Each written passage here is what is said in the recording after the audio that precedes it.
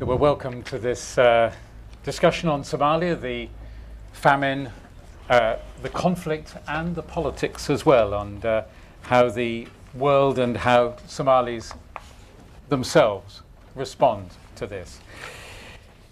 Over the past few weeks, reporting both from Dolo Ado on the Somali border in southeastern Ethiopia and from the huge complex of refugee camps at Dadaab in eastern Kenya for the BBC.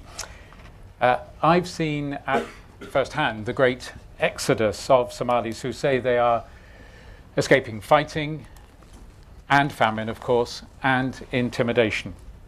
They arrive weary and hungry, and in my experience, most say that they intend to remain in Kenya or Ethiopia until there's peace in Somalia. And some of the saddest stories you hear from these new arrivals are of the people that they say that they have very often left behind. Usually it's a child or an elderly person, those that they don't know whether they will simply ever see again. And this evening we're focusing on the situation inside Somalia itself, among other things, on what's being done and what could be done so that Somalis don't feel forced to become refugees, whether in the neighbouring countries or displaced within Somalia itself. We're fortunate to have on our panel five people with an intimate knowledge of Somalia, or and in some cases, of the challenges and opportunities of the aid operations there.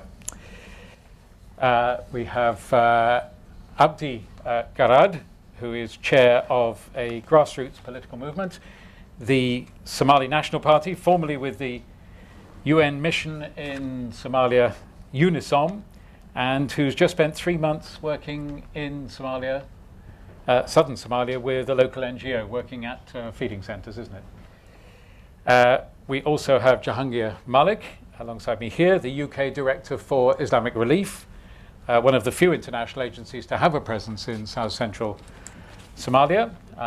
Duncan McLean, Operations Manager for Médecins Sans Frontières, Somalia being one of the programs he's responsible for, and Médecins Sans Frontières also working in the worst affected areas of Somalia, the South-Central part and also Mogadishu itself, and Duncan, incidentally, a former journalist. We have also Ridwan Haji, producer and newscaster at Universal TV, based in London and serving the Somali diaspora as well as Somalia itself, and Jamal Osman, award-winning journalist and filmmaker specialising in Africa, and just back from one of several trips that he's paid to the Al-Shabab controlled areas of Somalia. Let's start by painting a picture as best we can of the situation on the ground in Somalia at the moment. And as best we can, of course, because that's been one of the biggest problems with the whole situation and the whole story. The biggest problems for all of us, getting accurate information, especially in the areas where it's been most difficult to get access because of the conflict and the politics. The UN Humanitarian Coordinating Organization, OCHA, in its latest bulletin issued just today, says food assistance is now reaching 1.58 million people throughout Somalia, compared with 1.3 million people in August. So progress, they would say. This latest OCHA bulletin also says that in the last week, the trend for cases of cholera or for cholera has markedly decreased, but because of the onset of rains expected in October, this could mean that there will still be a spread of cholera as well as measles and malaria. And it says 4 million Somalis remain in crisis nationwide, 3 million of them in the south. And the estimated mortality rates among children under 5 average 15.4 deaths per 10,000 individuals daily. Many of you will know that that's how it's expressed. And that is more than 7 times the famine threshold, so extremely alarming figures still. Abdi, I wonder if you could put some of this in human terms for us. What have you been seeing over these last 3 months? And where have you been?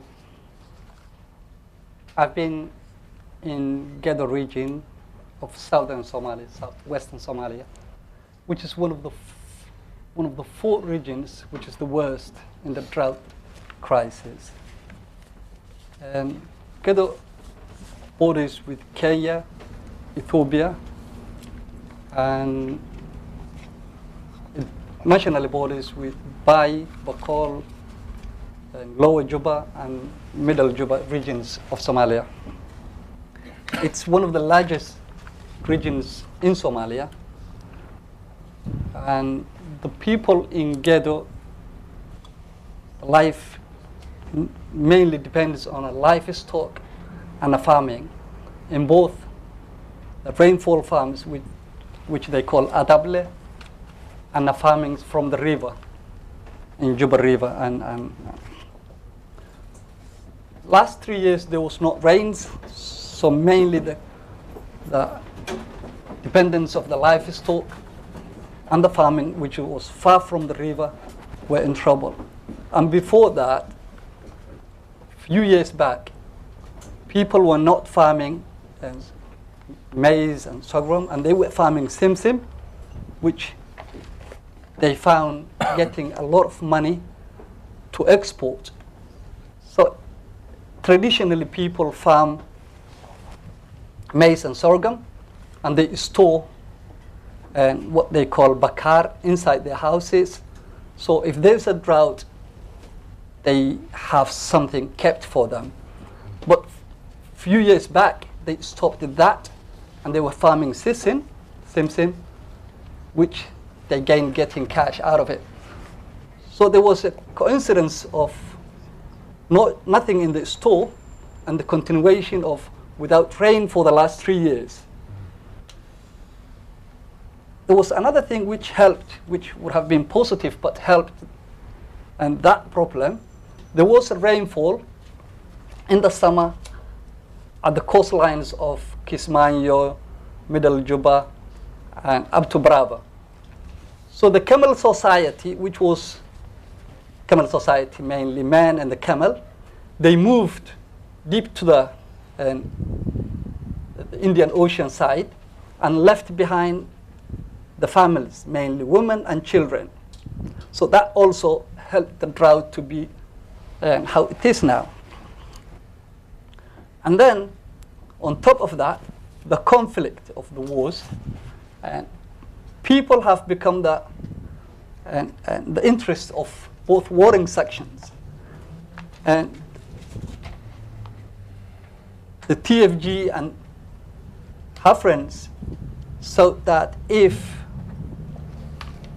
anybody goes to Al-Shabab area, they might report back something different that they're saying about. So they wanted to say that it's not safe. And they're not allowing anybody to go that area. And Al-Shabab also, they know, and they want to have the people as a human shield, and they want to keep the people. So the nomadic people have come into in the middle of two fighting and forces. What's happening now? And on top of that, the business people, and Geda have two entry ports. If you want to gather, you have to go either Ethiopia or Kenya, or go to Mogadishu. So this is the entry port. There is a business classes there, and they do not see any interest if someone else goes there. And the international community and donors and everybody, Somalia was #1 in the corruption list of the countries. So nobody wants to give some money or anything to the Somalis and to give to the people, So the business people wants to create fear environment and say that if you go there, this will happen. And in some cases, they make sure that happens.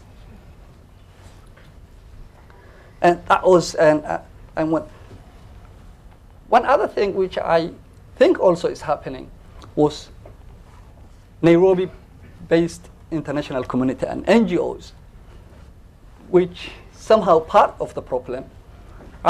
Before I went to Somalia to the to their offices, and some of them told me, and they said, find somewhere else, Gede is occupied. He was tainting what he was telling me like I was after interest, so he was telling me to find somewhere else. And Gede has been covered. That's what he said to me. What I also found was, I've never thought that there will be an advertisement for the refugee camps. And I heard from I listened radio saying, do you want school for your children? Do you want this for that? Come and go to the Dadaab refugee camp. It's going to be full soon. Some things like that. So there was, apart from the natural drought, there was a handmade and drought which outweighs to my assessment than the natural one. So you describe the scene of great pressures on the local people, of a kind of pull factor, something to tempt them to go across the borders, become refugees. I painted this way.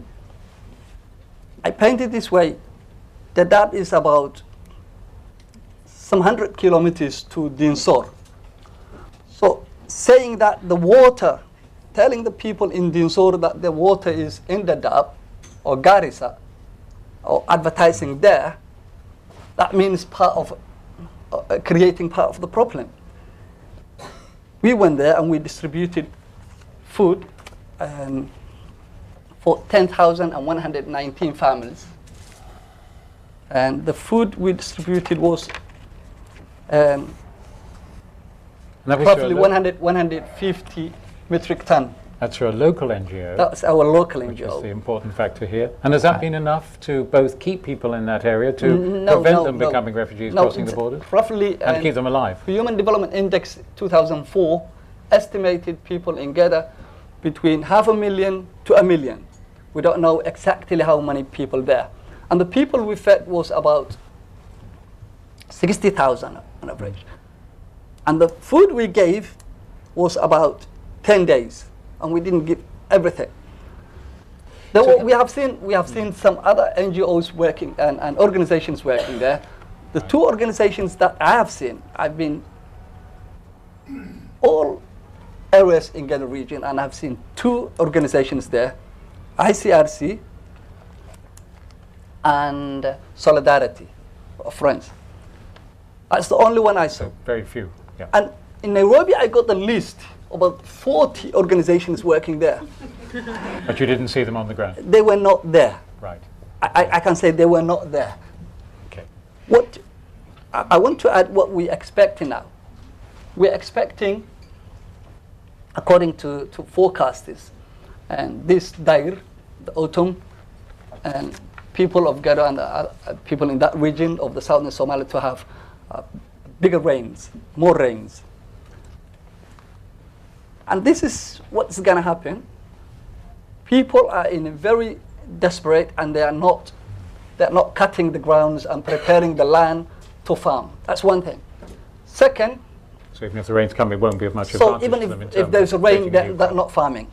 Second, and the animals, normally when the rain comes, the animals produce, so they milk. So, and the animals, there was not rains before, so the animals are not producing this rain. Third, the animals are weak, and the people as well. So it's expected for malaria, cholera, and stuff like that. You very much bear out what the UN is warning. Yeah, exactly. I'm going to stop you there because we'll look to the future as we go on through the discussion, and indeed what more might be done. Because I want to get the experience of others who've been there recently. Jahangir, how does your experience? Where have you been inside Somalia, and does your experience from what you have seen square with what we just heard from Abdi? Absolutely. Thank you very much. My colleague here, panelist, paints a very desperate picture, and no doubt the situation on the ground is very, very, very desperate, because this is where we are at this moment in time. I've traveled extensively over the last 15 years to all the war zones and conflicts all around the world, and when international staff were allowed to visit, to land, to arrive into Somalia, and the ban was lifted, as it were. We were able to finally reach and meet our local staff that have been operational for the last 6-10 years. And I was on one of the first flights in, and we were able to get inside to Mogadishu, and truth be told, it was an absolutely, nothing could actually prepare you for what you're about to witness. War zone, there was nothing in any standing state. I was constantly reminded that this is the capital. You have to keep pinching yourself to remind yourself that this is the capital. And if this is the capital and the state of play in the capital, what is the state of play in those areas that people have fled? I was constantly reminded that the people that arrived in the thousands in Mogadishu were the fortunate ones. And when I'd witnessed those images that I grew up with back in 1984 and 1885, when the likes of Band-Aid, and as a result, it's interesting because the Islamic Relief was started off back in 1984-85 as a result to the famine in Ethiopia back then by some university students. And we were back at that sort of harrowing situation again, where people were literally dying in front of my eyes at Benadir Hospital, at Medina Hospital, in the camps, one after the other in my presence. And it became such a routine that a lot of the mothers weren't even crying now. They were in that state in which that it was just normal. Death became normal. And that was the state of play in Mogadishu. My colleagues in Bay, Bakul, Baidoa, Jamal was fortunate enough to be able to go out with Channel 4, and he's going to speak about his experience going out there, met our colleagues, Hassan Ismail, in charge of the program in Baidoa, and he was saying that it's far, far, far worse because there's absolutely no infrastructure at all. So we're really up against a race against time to try and save as many lives as possible, but the overwhelming complexity of the conflict is not something that Duncan and I were discussing earlier that aid organizations can solve.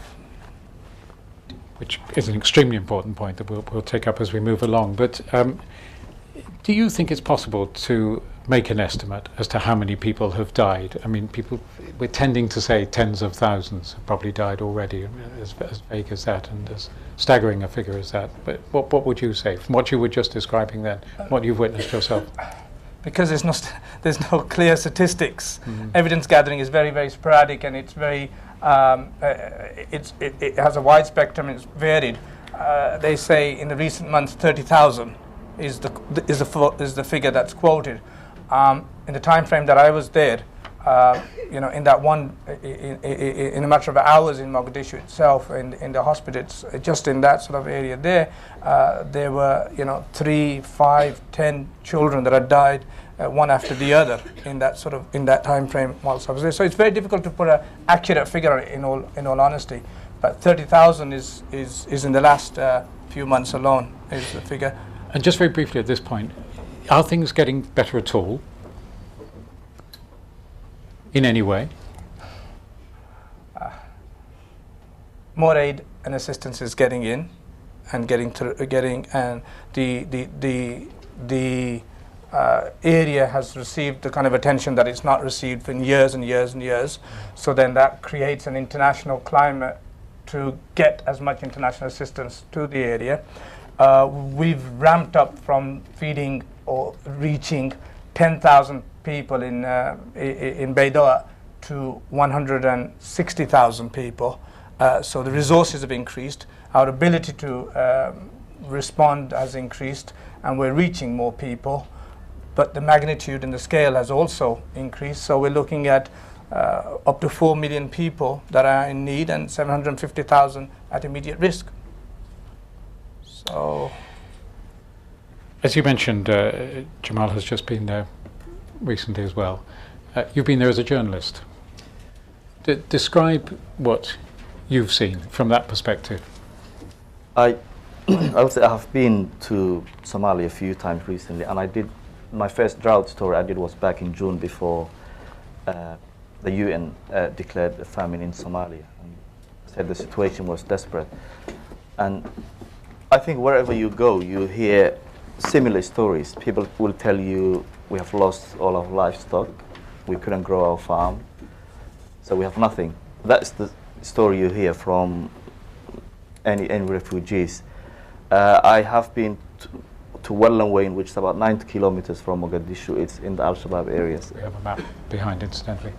Anybody wants to refer to it? Yeah. Wellanwayn is about 90 kilometers from Mogadishu. I'm not sure what it's. Mogadishu is down there, yeah. Towards Baidabo, I think. Yeah. And there are a few regions which are, I think, most affected: Lower Shabelle, Middle Shabelle, and Bai Bakol. Those 4 regions, I would say, and some parts of Lower Juba regions and Middle Juba regions. And then I walked with the refugees who were crossing into the Dadaab from Doble on the other side of Somalia for 2 days to see what they go through. And some of them were walking for 2 or 3 weeks when I joined them. And then I traveled again to Marka by Dabo, which is again the heart of Al-Shabab. And one of a memorable thing I remember is visiting a hospital in Baidabo, which it wasn't in my plan to go into the hospital, but because it's next to the ex-presidential palace where the refugees are now based.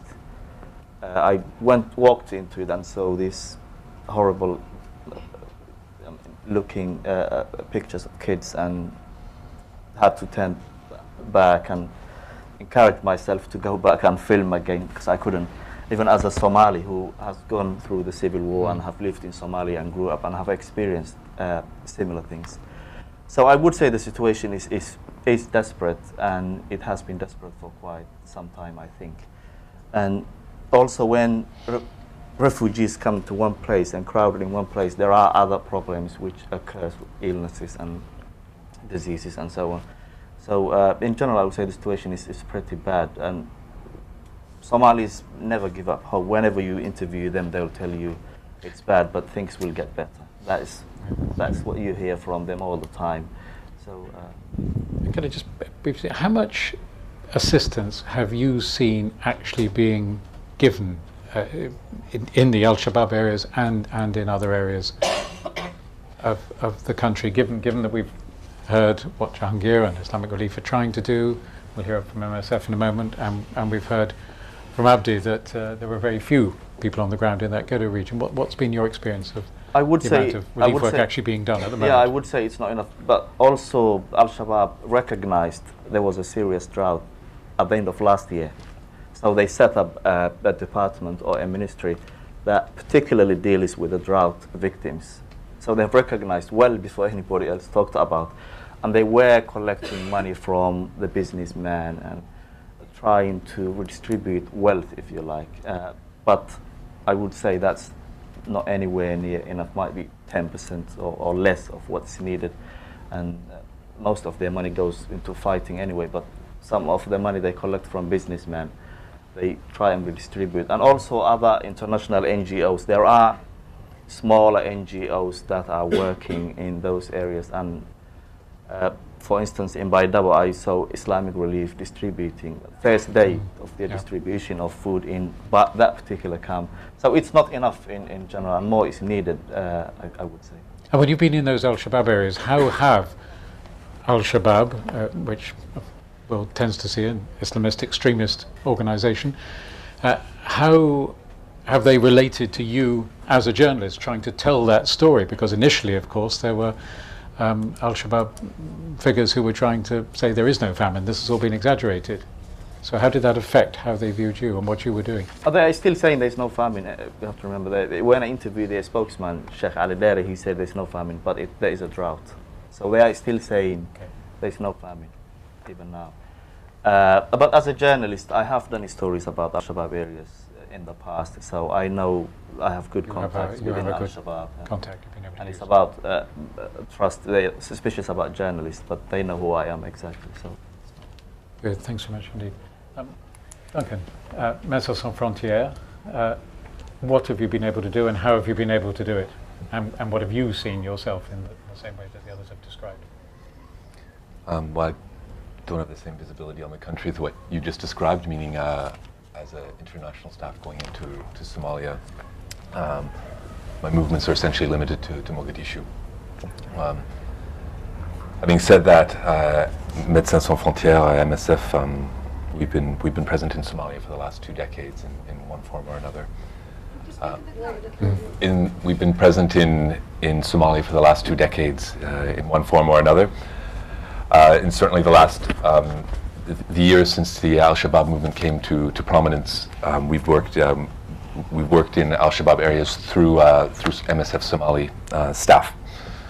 So that's basically the eyes, the window that we have in terms of certainly the medical situation in the country beyond the capital. But having said that, it's been extremely difficult to move beyond those existing, say, hospital, secondary healthcare structures where we work, again, throughout South-Central Somalia, and very, very strong reticence, suspicion of any expansion of activities. And I think this is, and my colleagues can confirm, but something that certainly the aid actors, whether United Nation agencies or private non-governmental organizations, all face those difficulties to one degree or another.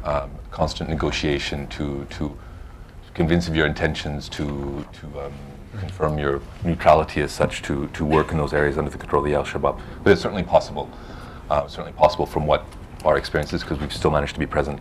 Then, of course, there's the other so multiple sides of the conflict, of the crisis, but Mogadishu itself, which has a very similar, say, dynamic of population movement that you see elsewhere in the country. You mentioned in your introduction Kenya, Ethiopia, Dadaab and Doloado camps.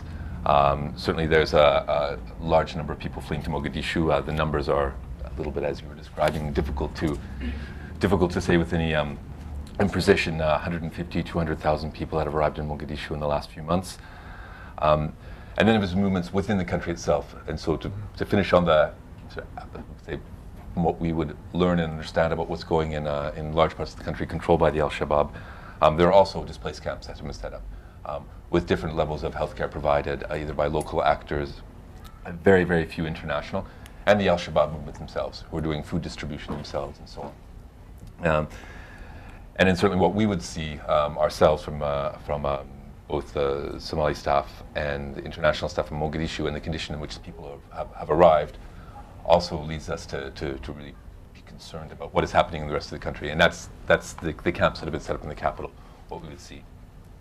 Yours is obviously for agency that focuses on health. And let me just come back to that figure that I quoted from the latest UN OCHA report today, that the estimated mortality rates among children under 5 averaging 15.4 deaths per 10,000 individuals, more than 7 times the threshold.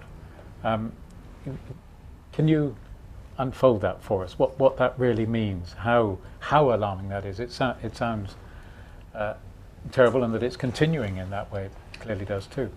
Yeah, I'm very very cautious about the sweeping generalizations in the use of numbers in Somalia. I mean, those numbers that you've just presented are absolutely the worst thing I would have seen in my decade of doing this work. But having said that, ever since the word famine started to be used, and this very, very sweeping generalization about what's happening throughout Somalia today, when in fact we have very, very little idea.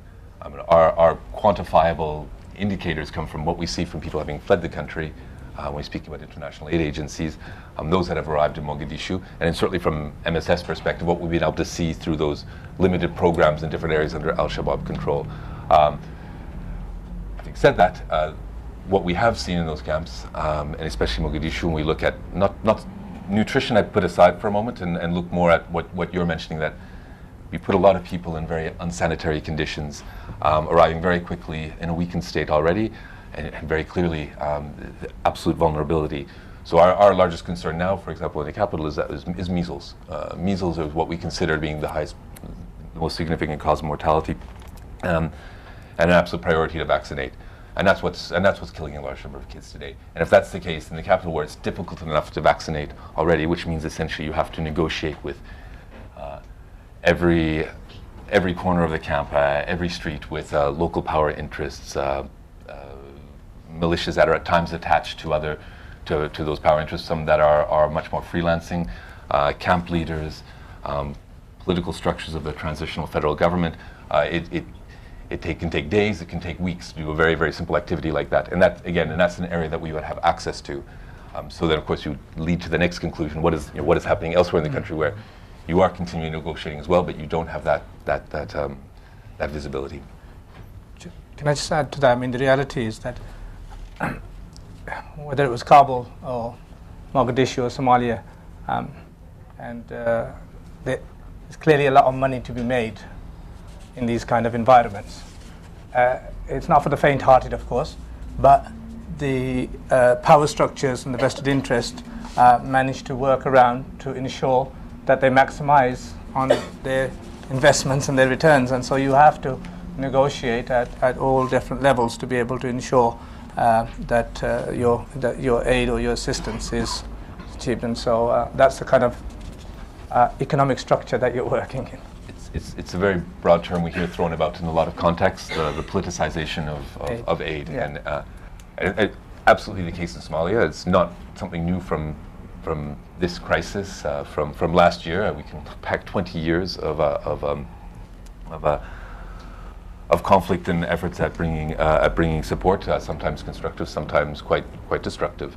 But certainly not new. And then again, it's not just about this broader conflict between the transitional federal government and various rebel groups, notably the Al-Shabab. It's very, very, very much local as well, which is a constant hindrance on being able to bring proper support. Let's just turn to that whole political context for the drought and the famine for a moment before we open it up. Because, as you say, of course, it can't be separated from what we're seeing at the moment. And it's been many years of instability and outright violence very often. It's been that, and today it is that Western-backed TFG, Transitional Federal Government, struggling since its birth, very obviously, to establish authority over the capital or anywhere else, and then Al-Shabab. In practice, then, what is the impact of all that history and what we're seeing at the moment? Let me bring you in, Ridwan. Although you've not been in Somalia, I think, since 2004, for several years now, obviously you're getting the mood of Somalia and you would understand the political context very well from what you're doing through your television station. Very much a two-way process, I assume, what you hear from Somalis as well as what you broadcast to them. Okay, thanks. First of all, as my friend mentioned, I've never visited Somalia since 2004, but we as a journalist try to help and support those families who are in need of support through Somali charities. We always give a platform to Somali local charities on our television. And we have raised nearly $1 million during the month of Ramadan. But of course, I think it's not enough for Somali local charities to support those families without a proper international community support, without a powerful Somali government. Coming to this, to the current political situation in Somalia, I think it is very difficult at the moment for the international community or for aid organizations to do something that could change, the situation on the ground without, for example, political stability in Somalia. There is lack of, in my opinion, support by the international community to the Somali government, which seems to me, in a way, this government is symbolic. It cannot do anything. For example, sometimes we raised money. You're saying there's a lack of support to the transitional federal government? Yes. From the West? Yes, that's what I mean. At the same time, I mean political support or diplomatic support or financial support for all of it? I think political support is more important than to give any any financial support to the government. And that's why I'm saying this government of Somalia cannot do anything without recognition by the international community as a government. And also it's important, of course, after political support to give financial support, which will build all the institutions, everything that could help the government. Right. Let me just stop you for a second, because Abdi, your political movement describes itself as grassroots and non-clan, non-regional, and diverse. What's your view, both of what we've just heard from Ridwan about the need, as he sees it, for much more support for the transitional federal government, and the whole political context of the present famine? We do see that the whole political activities going in Somalia is non-Somali thing. We believe that the creation of platform and reconciliation of the sites like Al-Shabab and TFG is necessary. We do believe the transitional federal government do not have the monopoly on the legitimate use to control the country, and they do not have also in contract with the people. And in that sense, they are illegitimate.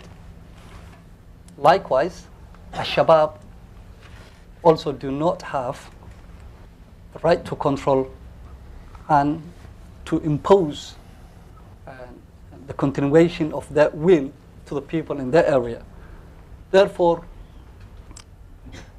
the Somalis do not belong them, whatever is going on. We believe that a Somali thing is needed. An international community should help the Somalis to form their own Somali thing. And these foreign things... What kind of Somali thing?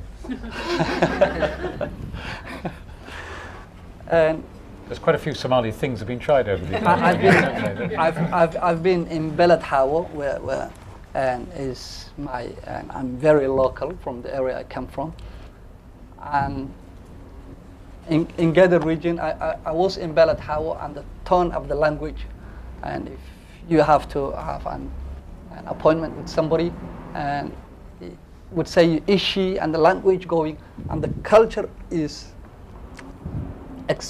important to the country is an Ethiopian culture. Wherever that Ethiopia controls, that Ethiopia thing is happening.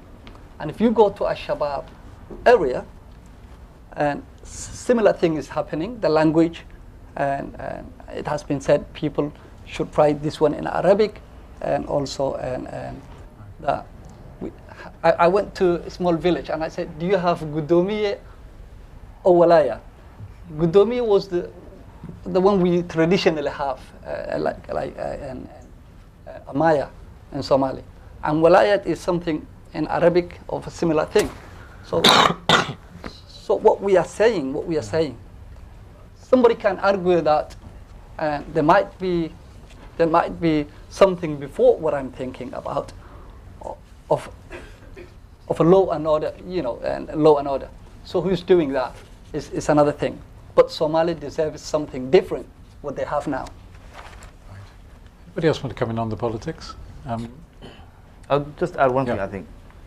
It would sound a bit silly to say, I think, but and I know it's not going to happen, but I think politically the way to solve this is to deal with Al-Shabab. They are good on some things and bad on other things. And the international community can build on the positive things that they have brought. If you look at Somalia's history, the two biggest obstacles to peace or anything is clan and corruption. And Al-Shabaab have both not completely destroyed, but minimized the influence of clan and corruption. There's no corruption in the Al-Shabaab areas. There is no much clan influence. There is to a certain extent, but not that much. No corruption, because I mean... In the Al-Shabaab areas, no. Because the US, think for so. example, appears to have been worried about diversion of aid Yeah, going into their areas, going to issues of extortion. I would be a bit cautious on how I throw around the word no corruption. No, That's an issue of maybe perspective. Well, yes, the Americans would always find an excuse to say this is what's up. But on I'm Australian, actually. on the Somali, from the Somali point of view, the two biggest issues they have with Al-Shabab is their justice system, which is chopping hands and amputating people and beheadings. It's non-Somali thing, Somalis would say to you. And also the sort of foreign influence, foreign policy in which they make statements. They say we're going to attack these states and we're going to capture Alaska. So those two issues Somalis will have. But in general, the areas they control, and I travel extensively those areas, it's much more peaceful than the TFG area and Puntland and Somaliland, even if the other even peaceful Somali, if you say, much more peaceful. There is law and order. And even as a journalist, if they give you the green light to work in the area, which is not always easy, it's much easier to operate because it's just one group that you're dealing with. But if you but if you are working in the government control area, which I did in my last trip, I came back from Monday. In every 2 blocks, you have to deal a particular militia. It takes ages to get film just one tape. But if you're in the Al-Shabab areas, as long as they give you the green light, you're free to do whatever you want. So even to that level, I would say it's much easier. But the international community, I know, will not recognize. I have to. Most of our operation in Somalia, over 85-90% of our operation in Somalia is outside of Mogadishu, in South-Central, in Bay, Bakul, Baidoa, and the likes. And as a ruling authority, I can only go by our experience, and that's the only voice that we can sort of project, is that it's been easier for us to negotiate, and that's mean say payoffs or anything of that nature, but it's easier for us, as Jamal was saying, to deal with one authority as opposed to multiple layers of authority that are every street corner and every, it is not as complex as Mogadishu. That's factually speaking, and you will probably hear that being echoed by those that have had that experience outside. Right. Now, that's just the factual reality of the ground. The politics and the politicization of aid, I'm sure we're going to get onto that, but the politics of the situation on the ground is making it very, very difficult for us to work as humanitarian aid workers and actors, as it were, because critical to our principles and values is the issue of impartiality and neutrality, and how much we hold dear to that. I met Mark Bowden, the UN coordinator for the humanitarian coordinator for Somalia, and I've got a quote from him here. He says, "We're no longer involved in a discussion about the practicalities of delivering the humanitarian assistance with the proper safeguards. It has become an issue where assistance can be provided on political grounds."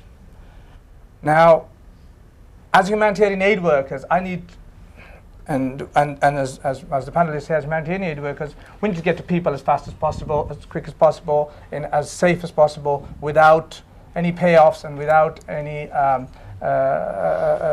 without jeopardizing our humanitarian principles. So we need to do that. We need to negotiate. We need to navigate our way across as we've got threat of thousands and thousands and thousands of people on the verge of death, starvation, dying, and so forth. And so that's our primary objective. But that's got to be in a highly, highly politicized environment. Yeah. And on top of that, you've got black lines saying that from whether it's from the United States or from here and there, we have an operation, Islamic Relief in the United States. Until recently, it was not able to transfer any money or send any money into South in Somalia. Whereas in the United Kingdom, we were able to continue a pragmatic approach. That was because of those American worries, wasn't it, about because of the security policies that were in place that stopped and made it difficult. So let me add one point here. So the key thing is that when we've got a humanitarian crisis in our hands, we should be, as an international community, the policies and the decisions that should be taken should be one of pragmatism, should be one of practicalities in order to ensure that we are achieving the primary objective of alleviating the suffering of the humanitarian crisis, and the politicians then need to do what they need to do to ensure that that we as humanitarian actors are safeguarded for that. Well, I think the whole crisis in Somalia is lack of government. Whether we have famine or whether we have Al-Shabab or whether we have other problems, because we don't have an effective government that could bring law and order. And I think, for example, from 1991, the situation was not bad as it is today. Since we had a clan problem, of course, and I think we still have a problem from Al-Shabaab, which is something related to how they interpret, I think, religion and Sharia, which is very, very, a big crisis, I think. We have also the government of Somalia that does not work. It's a government, but it's not a government that exists. For example, the government is not able to bring security in Mogadishu or any place in the country. There is no education, there is no parliamentary system, there is nothing going on. So I think we need a government, very strong government, and we need also a support from the international community. And in that light, let me just inject something from a briefing paper that the Enough Project put out a few days ago. Some of you might have seen it. And it calls for a diplomatic surge, as they put it, on Somalia to stop the famine. And so strong was its challenge and its language. Let me just, I think it merits quoting from it. It is a calamity, they say, that could join the ranks of the Rwanda genocide and the Darfur crisis in terms of scale and human suffering. And for Somalia, it's a terrible repeat of the 91-92 famine that claimed 240,000 lives. The international response to date has been shockingly inadequate, not just because funds for humanitarian aid have fallen short, but because of the absence of political will to take bold diplomatic action to remove impediments to the delivery of aid. Unless this changes, the 2011 Somali famine will be to the Obama administration what the 1994 Rwandan genocide was to the Clinton administration, a terrible stain, an unforgivable instance of lack of political will to push policy beyond incrementalism. As for the Islamic world, Al-Shabab's role in the Somali famine will be remembered as the Islamic Khmer Rouge, in which an armed group with a deeply twisted interpretation of the faith presides over the mass deaths of its own people. And as I say, they go on to argue the need for a diplomatic surge, drawing on the relatively new UN-endorsed doctrine known as the responsibility to protect, or RTP. As they say, that's often thought of in terms of military intervention, but they're not calling for that. Indeed, they're worried about, if things go on as they are, that there will be, because they point out Ethiopia and Kenya have already called for military action to create humanitarian corridors to reach famine victims. This article argues that that's not the sort of thing that's needed, but a much more concerted diplomatic push, something on the lines of the international response to the post-election violence in Kenya in 2008. I'm going to open it up, but very quickly, does anybody want to come back specifically on that, whether you think that makes sense or not, or that might only make things worse, that might sharpen and more polarize things? Yeah, I would add 2 points. And at MSF, we wouldn't be able to prescribe our political solutions to what we've been discussing for the last half hour. But to come back to both your points, in terms of humanitarian work, anyways, absolutely impossible to imagine working in that context, along with actually any other war zone, without discussing with every party concerned. It's obligatory, and it's got nothing to do with diplomatic solutions or anything else. It's got to do with being able to have your teams work safely. So this includes Mogadishu, but it also includes, of course, Al-Shabaab areas. So that's clearly that's the approach we've taken, and I imagine very well that it's shared by a number of other actors. Having said that, we know very well that at the diplomatic level, that's not the approach that's been taken to this point. And just one other point as well, very quickly, when we talk about support to the TFG, to the Transitional Federal Government, I think it's worth keeping in mind, historically in Somalia, as far as aid action is concerned, humanitarian support, there's absolutely been this perpetual contradiction between state building activities and support of whether it's TFG or its predecessors and humanitarian work, meaning that very rarely has both has both been able to go together. And understandably, I mean, MSF, we absolutely try to separate, to distinguish ourselves as much as possible to the machinations of support to the TFG. If we identify too closely with them, they will not have access to the rest of the country, which is the rest of the country out of their control. And it works in the other direction as well. And that's just a small experience that we've had, but it's certainly been something that's repeated in the last 20 years. Diplomatic surge?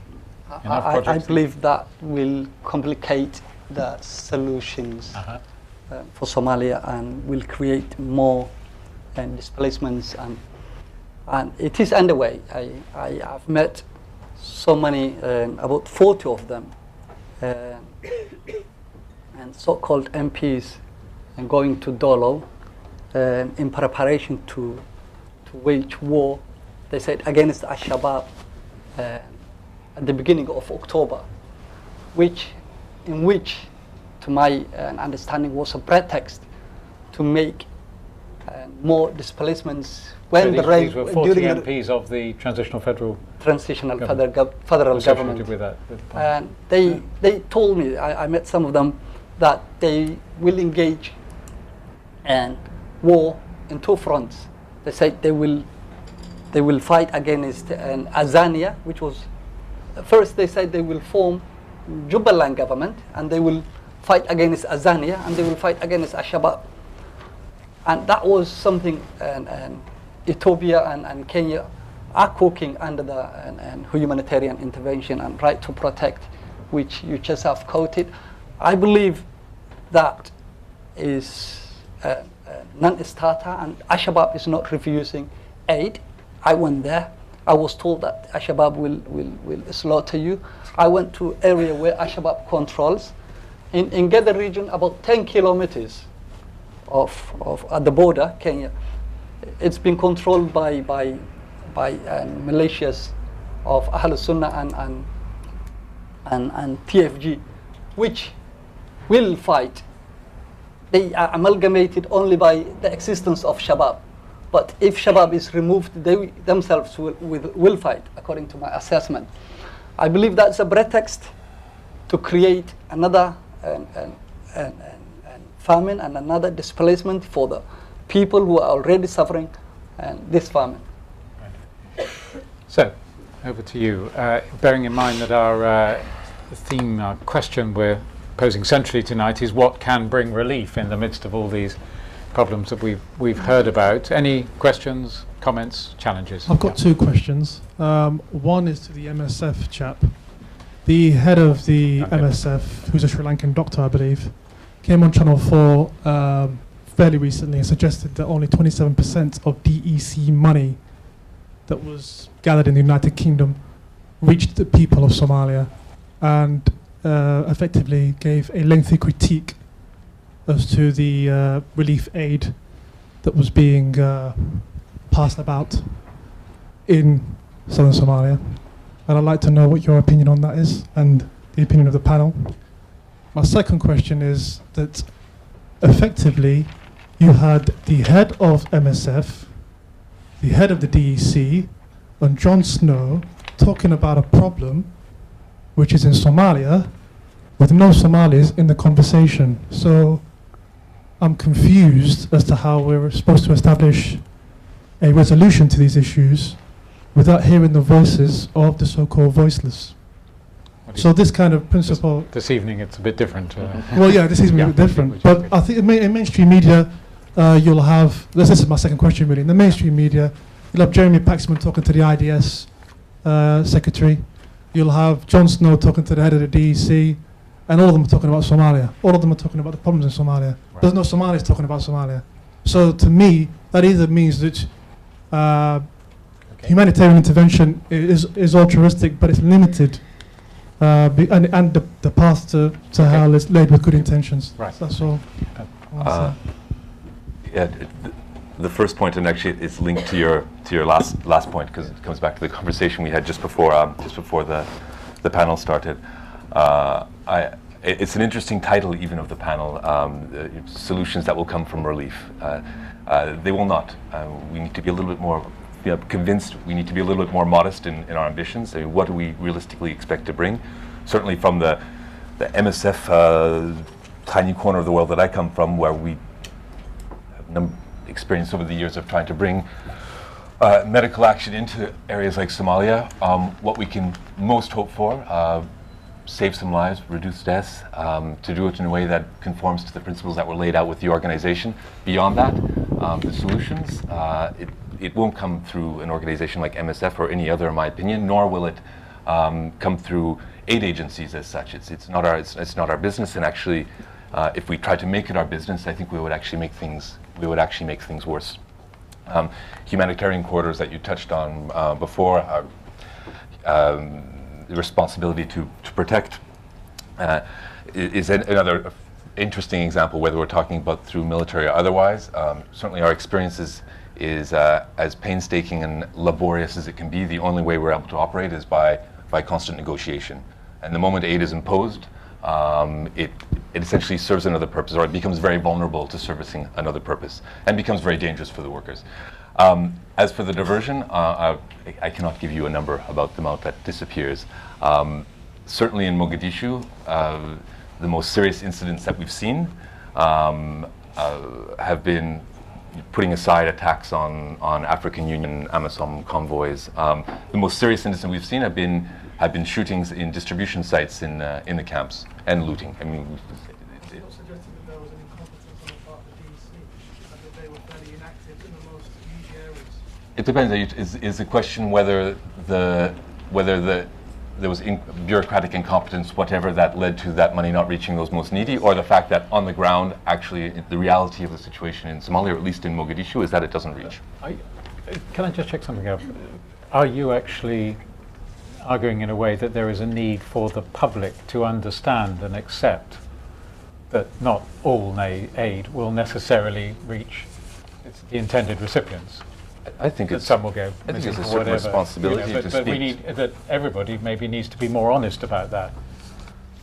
I think Government donors, aid agencies. I think it's. Is that the point you would make? Yeah, we get to it. I think there is a responsibility to treat, when we talk about public or in NGO world, we're also talking about donors that keep the programs running, and to not treat them with sweeping generalizations and almost caricatural descriptions of a situation, and actually nuance a little bit and say, yeah, it is complicated, and yes, despite endless negotiations, we cannot guarantee that all the aid is going to those it's intended to. To point of clarification, this piece on Channel 4, I think it's being misunderstood. In you want fact, to what just- it says was that 27% Yeah. went to 27% went to Somalia, the rest went to Kenya and Ethiopia, and yet what was being presented on the television screens was that Somalia was the worst problem, yet only less than half was going to Somalia. So I just thought we should clarify that before we continue. That makes more. Distinguishing the sort of Horn of Africa appeals and the ones that are done the locally. MSF allegation was that the public was being misled by the DEC by showing that somehow the DEC was putting forward images of Somalia to mislead the public to give money. I see. Okay. All right. Let's leave that one aside just for a minute. Let's take some other questions. Again. Yes. Hi. Does the panel think that the sort of involvement, the military involvement of the international community, particularly that of the US in the past, has had the goal of establishing and strengthening the transitional federal government, or more has been a mission aimed at as a counter-terrorism mission, more one of sort of preventing Al-Qaeda from establishing strong bases in Somalia? What's their interest been, particularly in Somalia? You know. Okay. Good one. Why don't you? Could you say it again? Sorry, I was... Do you think that the international community, particularly the military involvement of the US in the past, has had the mission of strengthening the transitional federal government, or has it been more a counter-terrorism mission? Well, I think the situation from 1993 was different than the current situation in Somalia. So, and maybe my friend Grad has more on that situation, because I can tell more information on how was the American intervention in Somalia during those days. But obviously, talking to if I say something on the current situation, I think what we need is not an intervention from outside world, but we need more on political support, more on understanding the real problem within the Somalis, and get solution, I think, through Somalis. We don't want any intervention from the international community. For example, now a lot of people, thousands of people, are crossing from Somalia to the Dadaab areas. The international community or United Nations could build, refugee camps inside Somalia, so they could help thousands of people without crossing the border. So that's more important. I think the UN, certainly through Valerie Amos, the humanitarian coordinator, has said they don't favour building camps inside Somalia. That's been suggested as well, I think, by Kenya, just last weekend at the United Nations by the Prime Minister. So they appear to be ruling that out, but it is a point of discussion. You're right. Can we just keep to just for a moment to the question that we were asked about the nature of outside military interventions, how you would interpret it? I believe that military intervention in the context of Somalia will be Ethiopia and Kenya, who have strategic interest in Somalia. And from that point of view, they are not in support of a Somali government. They always want a weak or non-existent Somali government because of the interest of their strategic interests. And I think, your question was more on what's been the impact, the influence of past and what in relation to what was the past.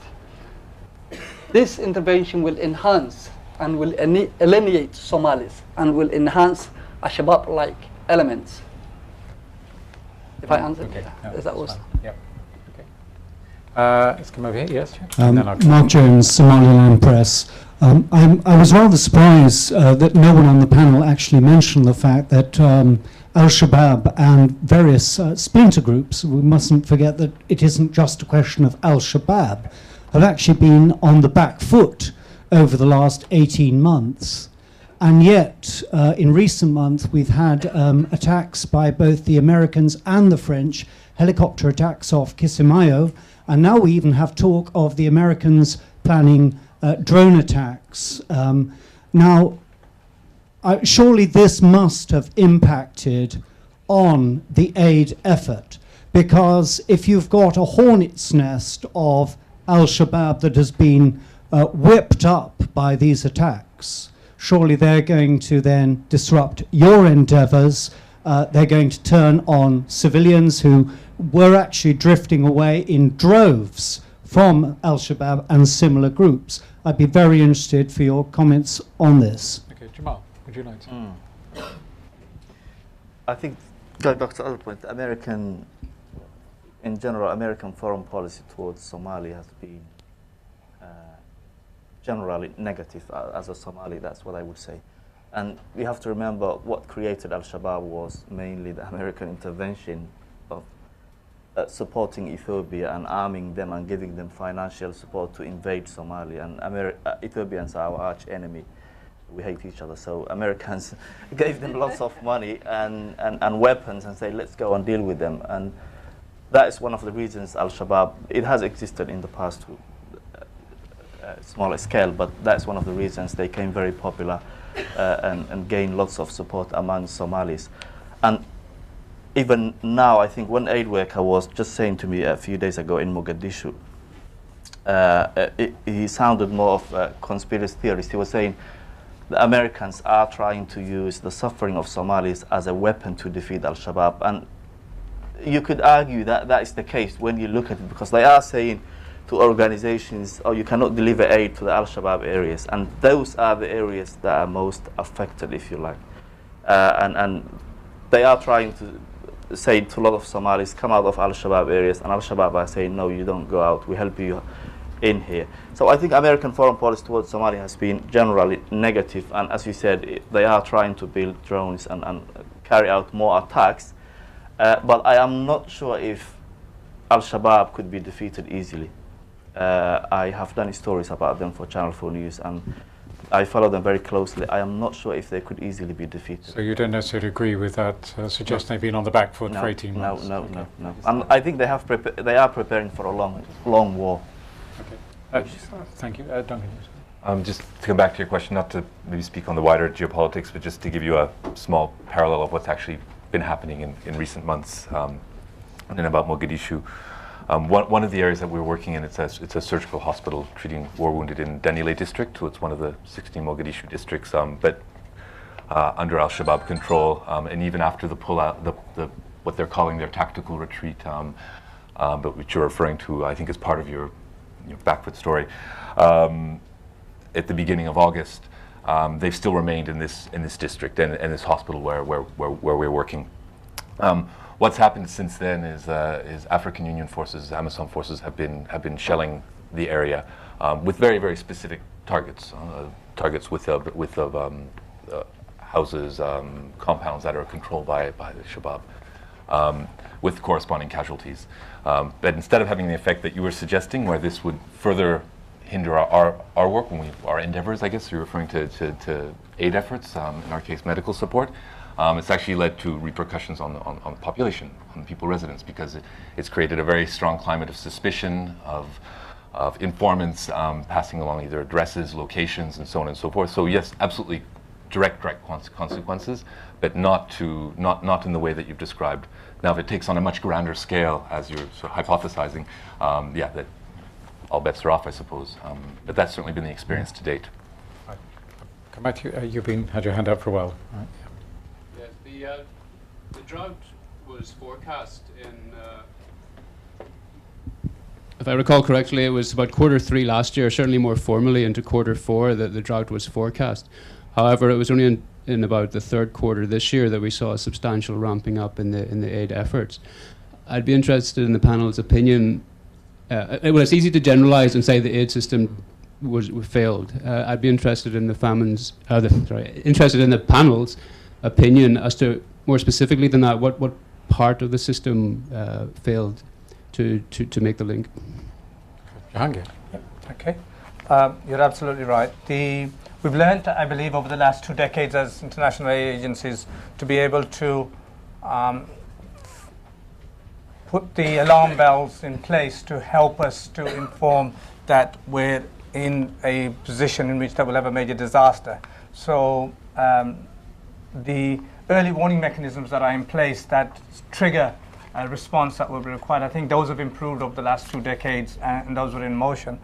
The response mechanism is still very, very weak and relies upon the capturing the international community's imagination and understanding that we are in a desperate situation. And sadly, we're still at the state where those harrowing images don't reach the international world attention. We don't get a huge amount of response. The global contingency fund that the United Nations has put in place, and the organizations many aid organizations are trying to increase capacity, are fairly small, not large enough to be able to have the money at hand before such a situation so you can respond. For example, the UN has about 500 million, half a billion in its global contingency fund, and the East Africa crisis alone is 2.5 billion, and that's just one element of intervention that's required compared to all what else is going on. So the response mechanism is still very, very slow, and that's one of the areas that we're calling for as a global emergency response fund, as it were, so that we can pool in, have resources available, not wait the pledges to materialize, not wait for that call out to kick into action, and then a whip around the world, whatever comes through, and then materialize. By that time, you've lost a huge amount of time, as it were, and then it's too late. So the response is what needs improving, I believe.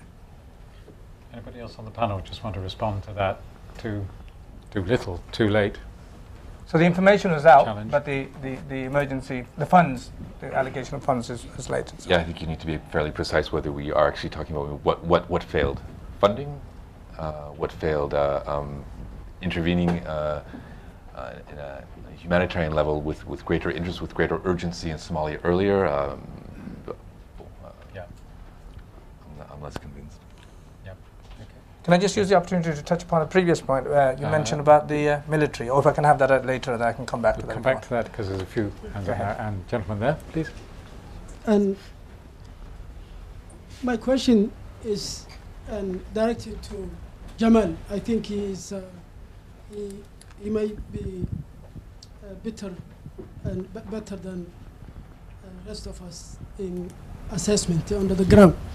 As a Somali analyst in the ground, and is that possibility of drawing a line between those directly involved in the conflict, like an TFG government or Al-Shabab or Ethiopia or America, as always blamed,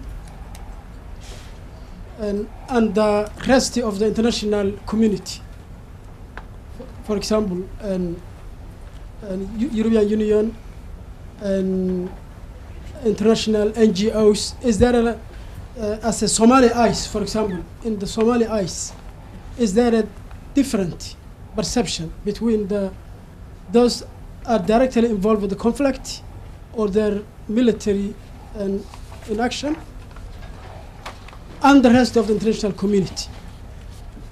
And the other question is, if we say the TFG government lacks the support of the Somali population, and the Al-Shabab also hasn't have a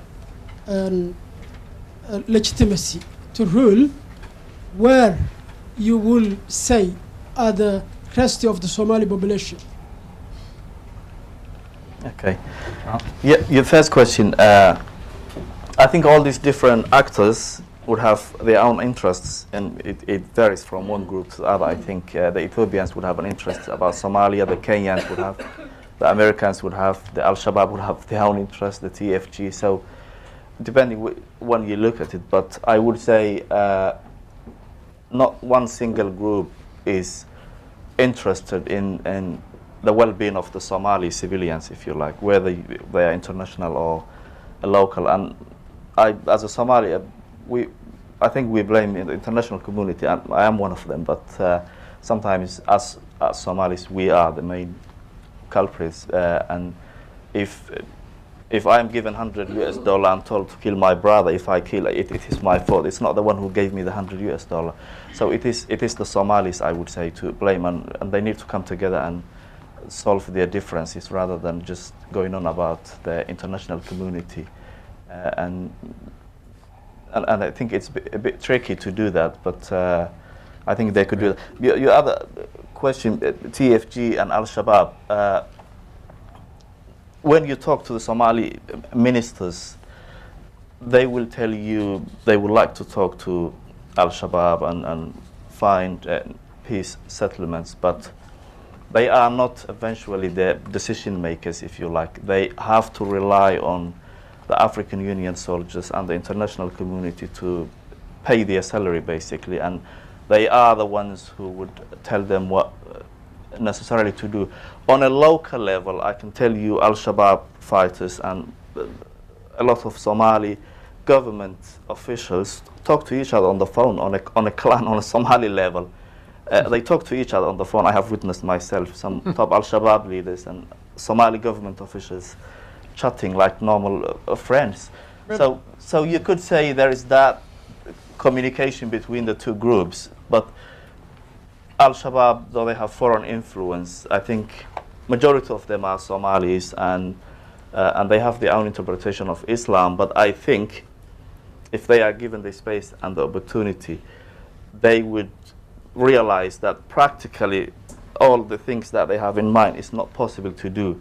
And there are lots of examples, but if I give you an example, they try to ban the cad, which Somalis chew, which is a drug, and in many places they have failed because locals uprise and say no. I remember I was in Kismayo a year and a half ago when they tried to ban, and Somali women who usually sell cad came to the office and said, we have kids to feed are you able to provide us, or let us sell the cat? And they said, fair enough.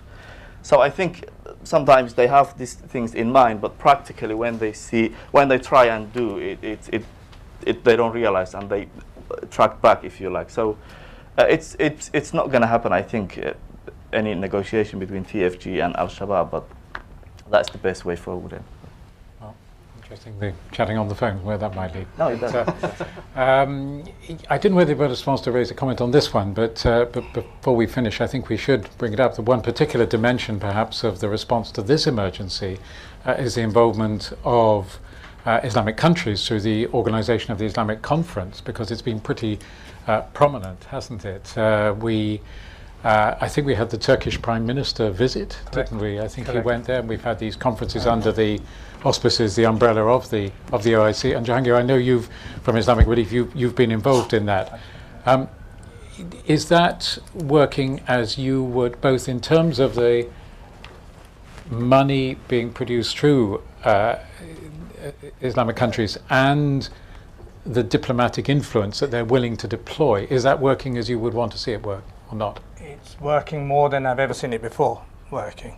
I traveled from Mogadishu straight to the first emergency humanitarian coordination meeting in Turkey, where I was fortunate enough to address some of the member states in Turkey. And I think this links back to your earlier point that you were reading out of.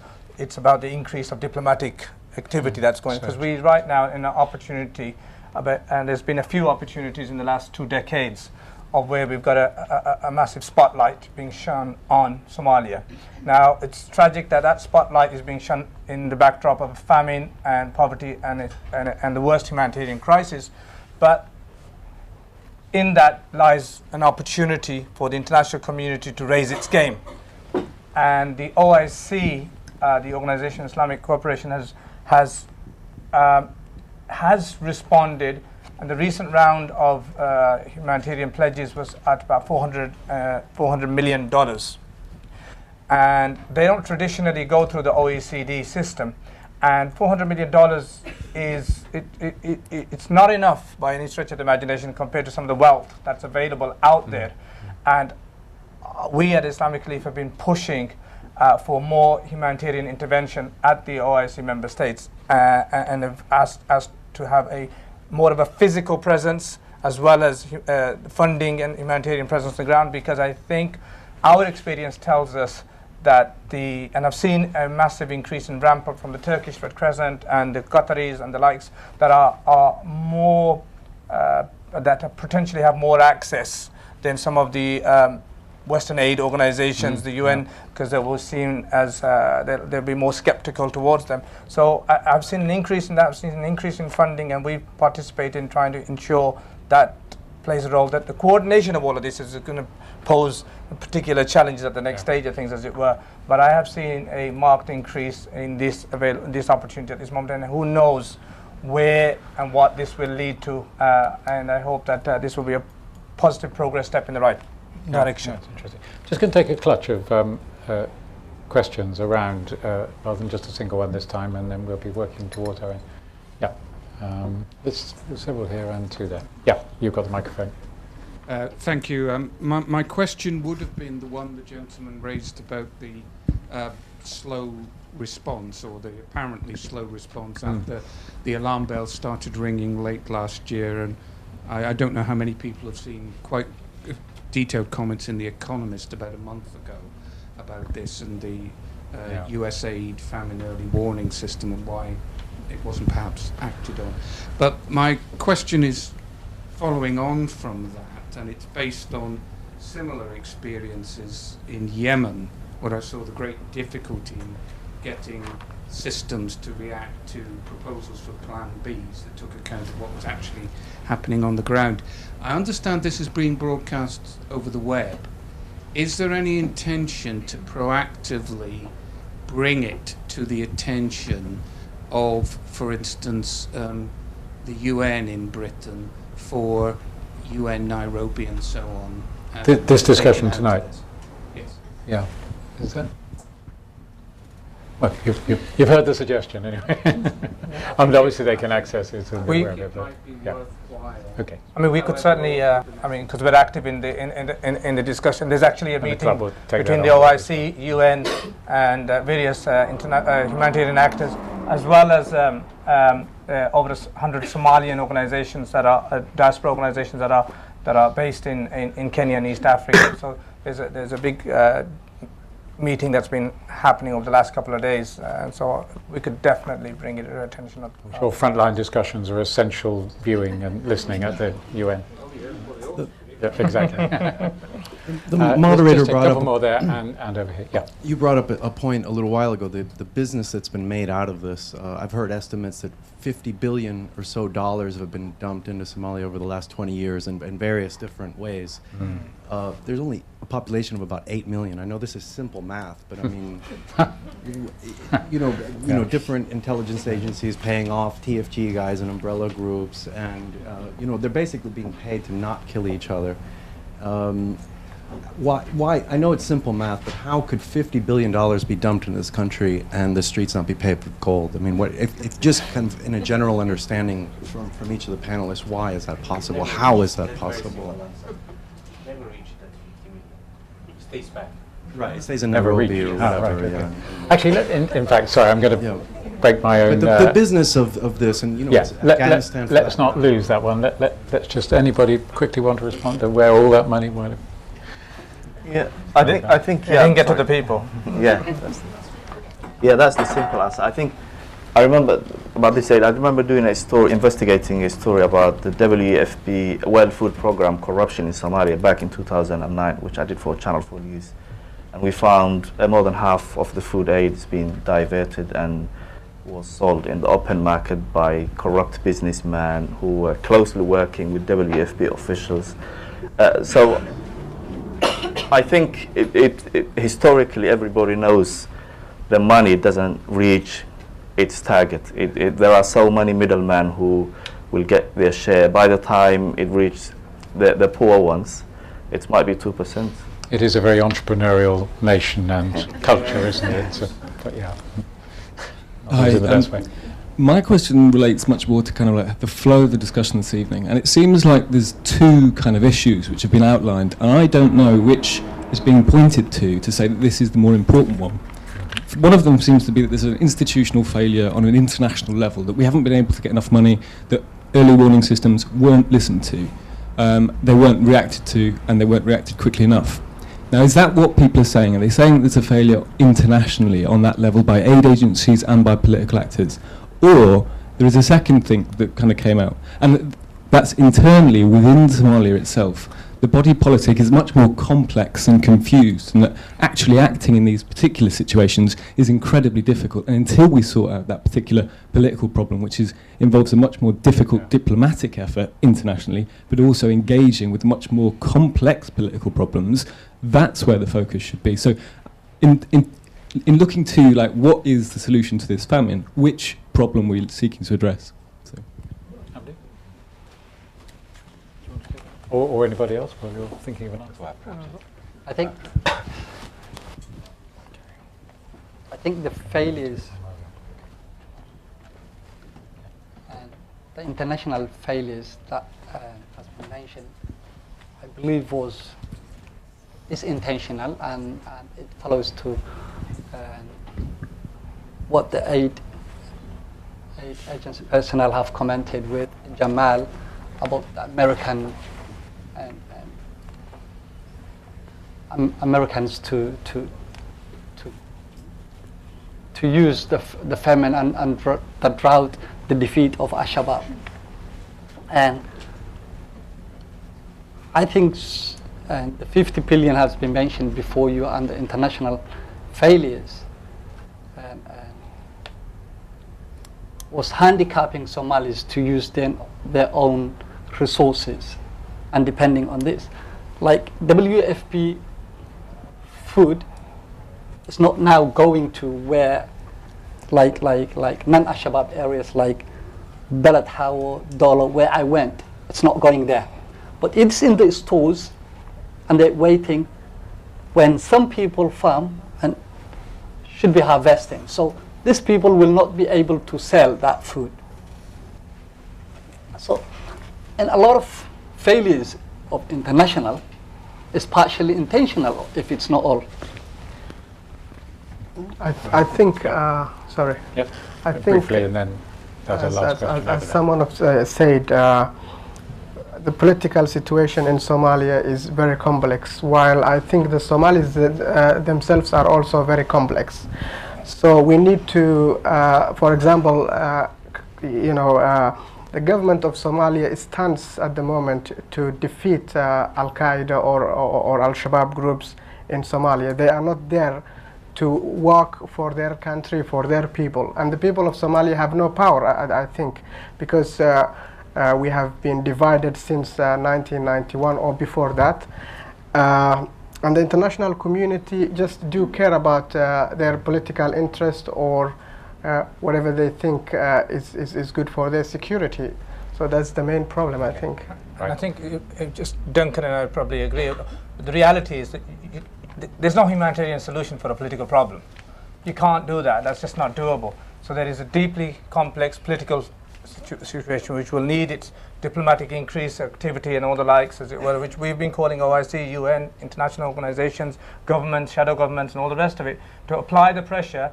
And we had just come back with the Shadow Sec for International Development from East Africa, and she heard from ourselves the reality is, what the people are saying, is that we need political stability. Now, humanitarian aid organizations aren't going to provide political stability because that's not our mandate, that's not our job.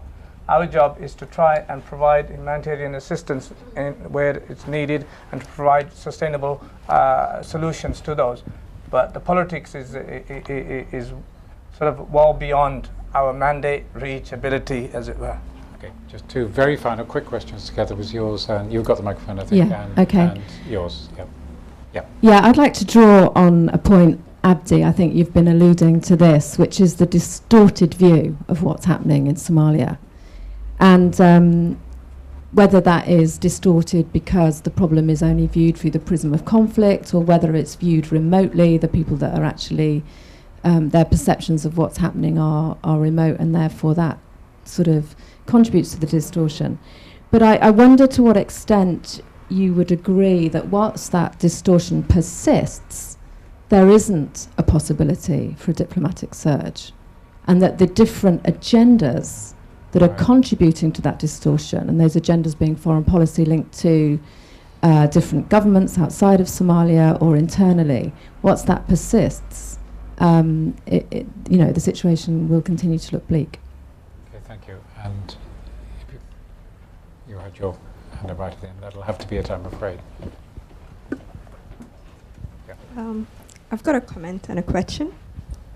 So my comment is regarding the 55 million that's been spent on Somalia in the last 20 years. I've actually got a breakdown of that right here. And it says humanitarian aid and development, 13 million. So we know how much of that actually reaches the ground. We've discussed that all night. Remittances, that's what Somalis send back to their families. So that's 11 million. Peacekeeping and military intervention, that's 7.3 billion. Piracy, really surprising, 22 billion. And Somalis don't even think piracy is that big of an issue for them. And the last point is international crime and illicit financial flows. So 2 billion on that. So as you can see, when you really break it down, the 55 billion, not much of it really benefited or did anything for the Somalis. It was all just... Thanks for that. No, that's really interesting. I should have that breakdown, yeah. And anybody just want to take... It's the website AlertNet. Good, okay. Which is the website that actually originally published this report. Thank you very much. My question is, well, I guess I'm kind of lacking historical context here because I don't remember much about the famine in 1991. But I just wanted to know from the panel's perspective, how long does a famine of this nature take to get resolved? Granted that there is some aid reaching the affected areas at the moment. So how long do you think it would take for the famine-affected areas to return to their pre-famine state? recovery. Recovery, exactly. Okay, no, it's a very Are good. we talking that's a about very like good point. months, or are we Okay, talking about thank you. years, or I'm just afraid we are going to context? have to stop there because of time. But let's take those two questions and comments into just a final, very quick round of the panel and bring them into a final reflection. I suppose the whole hour and a half discussion has been that it's all far too complicated to be able to give a simple answer to this. But what would be your top priority in addressing our central question? What can bring more relief to those suffering in the present famine in Somalia? What would be, if you had to single one thing out, whether it's whatever it might be, what would be your top priority to address the famine right now? But also bearing in mind these questions that we've had as well. So let me go around. Jamal. I think it's what I would repeat what I said earlier on, which is if you look at Somalia and where the famine is declared, it's mostly controlled by Al-Shabab, and most of Somalia is under the control of Al-Shabab anyway. And to try and defeat will take, I'm sure, years and years, and we are talking about saving lives. So I think, as much as the West hates Islamists and Al-Shabaab, I think if they are serious about saving lives, they will have to talk to Al-Shabaab and find a solution to reach those poor people who need food. Okay. Top priority, talking to Al-Shabaab. Jahangir? We work with all available actors, humanitarian actors, that have access to increase their resources to ensure that we reach as many people as possible in their hour of need for the short term and immediate. And that, as Mark Bowden said, requires a pragmatic approach. And I said, I quoted earlier as a UN coordinator, requires a pragmatic approach, not a political approach, for humanitarian intervention. Don't use politics for humanitarian intervention, don't use humanitarian intervention for politics. Use the two streams very clearly mandated. So use all Somalian, local, regional, national, international, diaspora, wherever they may be, and those that have access, utilize those vehicles to reach those people, to avert 750,000 people dying in a very, very short time period. Second to Jamal, and I would say that to allow Somali livestock animals to be exported, which is systematically banned now, and we cannot export our animals. And so allowing exportation of that animal will relieve the drought and the famine. The ban is... There's a systematical ban. By it was imposed... the receiving countries or by the TFG? Or who's no, this ban was and happened Rift Valley and diseases, which was in the late 1990s. And Somali animals, livestock got out from the country through agencies and in a way of stealing alike, but allowing Somalis to sell their livestock. And you're saying there's enough of them still alive and still thriving to be able to be exported and make money. Yes. So interesting, practical. How long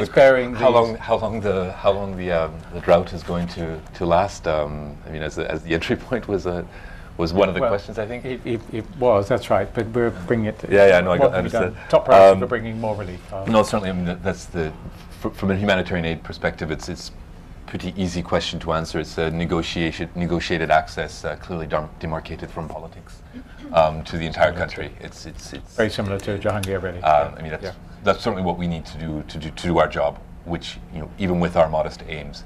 Having said that, irrespective of that negotiated access, to know how long the current situation is going to last, it will depend on whether you gave an outline nicely at the beginning, talking about all the factors that have contributed to the situation today and how it might be perpetuated. It's going to depend on whether people are actually able to return home. Are they going to be able to participate in the harvest? Are they going to be able to move from the camps where they're currently either stuck forcibly or by choice? All these elements will come in to find an answer. But for us, certainly, we're preparing for we can easily into the spring of next year. Say 6 months. It'd be hard to imagine things improving to a state that the type of support that we're certainly to provide in terms of in the medical sense or food aid will be resolved. I think humanitarian intervention by the world. I don't mean by America or by any other country, but we need humanitarian intervention. And secondly, we have to bear in mind that Somalia needs a stable government, powerful government, some sort of political stability. Without that, I think nothing will be possible. Okay, our time is out, I'm afraid. Sorry about that. Can I just, on your behalf, thank our panel, Jamal, Jahangir, Abdi, Duncan, and Ridwan. And from my perspective, I think that's been an extremely interesting and quite revealing in many ways discussion. As we've heard, no simple solution, but a variety of suggestions there at the end, both the big picture ones and the more practical ones. And thank you very much indeed all for coming. Thank you.